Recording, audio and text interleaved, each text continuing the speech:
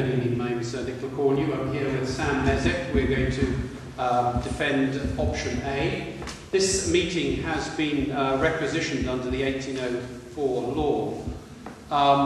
It's done for two reasons. Firstly, to show that parish democracy is far from dead, and that even after option A is implemented in law, the parishes will continue to be vital sources of democratic debate. The other reason is to give St Helier voters an opportunity to have a say and to vote at the end. I know we're not a great number, but hopefully there will be a quality of questions. This is hopefully going to be didactic in the sense that it will be educative for you all.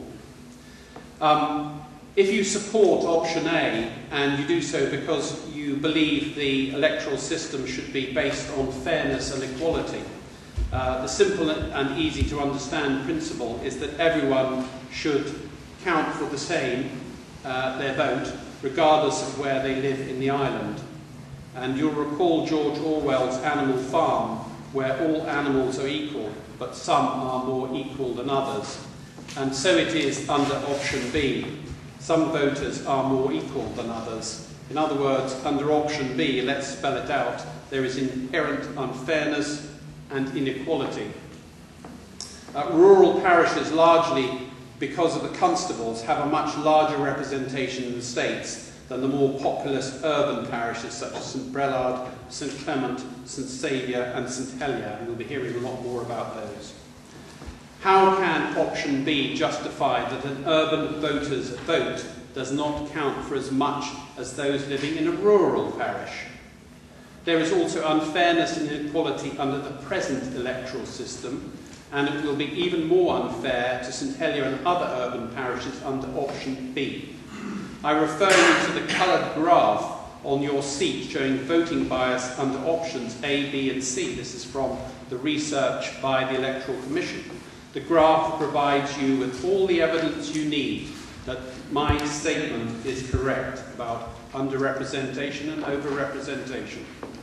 So let's start with the present broken electoral system. It's broken because there's a 60% voter abstention at elections island-wide. In District 1, we have an abysmal 75% voter abstention. Jersey has the lowest levels of voter participation in Europe at around 40%.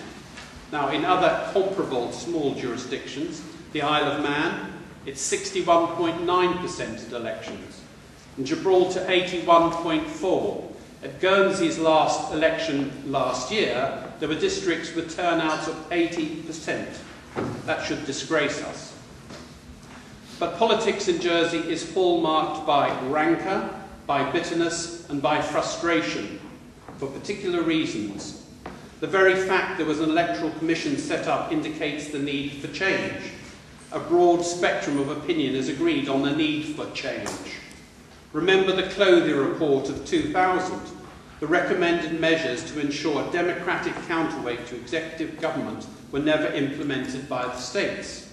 The rancour, bitterness and frustration continues, and in large part it's down to the unequal electoral system. But not everyone sees that. Not everyone understands that the reforms proposed by option A will take us to a very different place. So historically, St Helier has always had to battle to be recognised, and I'll give you an historical example. In 1886, the constable, then Philip Baudin, his 3 deputies, 40 ratepayers and a vice-admiral living in St Lawrence, petitioned the Privy Council for more representation for St Helier. The 1881 census had revealed that the parish of St Helier had 28,000 residents. The other 11 rural, and they really were rural, parishes had 24,000. And St Helier paid half the taxes of the island. Yet the political representation of St Helier at that time was the constable, the rector, and 3 deputies. And the deputies had been introduced in 1856 to increase equality. That's 5 representatives. The other 11 rural parishes were represented by 33 representatives, 11 constables, 11 rectors and 10 deputies. It explains the historic backwardness of Jersey and the nature of its modernisation in the way that the rural interests representing landed property dominated over the capitalist commercial development in town, and they always had to struggle in St Helier. It also explains why democracy came so late. Option A appeals to the logical democratic mind. Option B appeals to the emotional heart. Option B's slogans are ones about stability. They appeal to conservatism. And some of you may have seen the Visconti film called The Leopard, starring Burt Lancaster. There the Sicilian aristocrat, the Prince of Salina, is coming to terms with declining aristocratic fortunes in Risorgimento, Italy, where money counts more than titles and status. But he's surviving because the prince, and he's got a beautiful line, he expresses the fundamental wisdom of all conservatives faced by changing circumstances. This is the paradox. For things to remain the same, things must change. The only option A preserves the best of the past and moves with change. Option A is a positive vision for the future. It shakes up the system. It creates larger electoral districts to do it. All seats will be contested. There will be no more uncontested elections. In 2011, 8 of the 12 constables' elections were uncontested. There was no contested election for constable in St Juan between 1903 and 2011, 108 years. And the same phenomena between 1928 and 2005 for the deputy of St John. There has never been an uncontested senatorial election. This is essentially what the 6 large electoral districts do. They create mini senatorial elections. Every candidate will face a robust election if you're a deputy. Unfortunately, under option B, the 12 constables will largely be elected uncontested as they are now. The constables will sit next to 30 deputies who have undergone rigorous elections in districts of 11 to 14,000 registered electors. This is certain to create friction. Stability can only be built on fairness. Only option A provides a clear, positive way forward. One class of states member gets rid of division.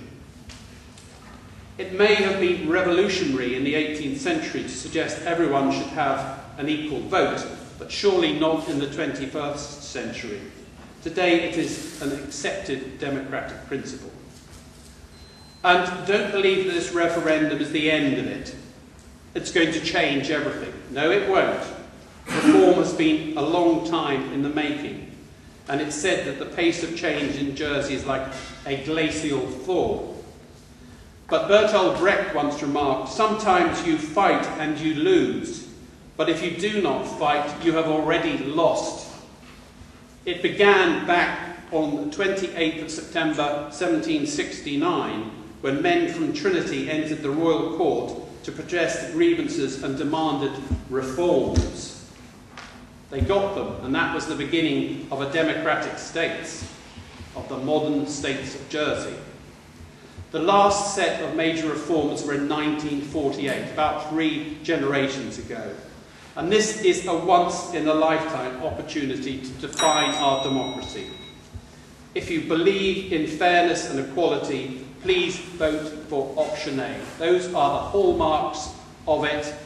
Vote for it because you believe in those principles. Thank you very much.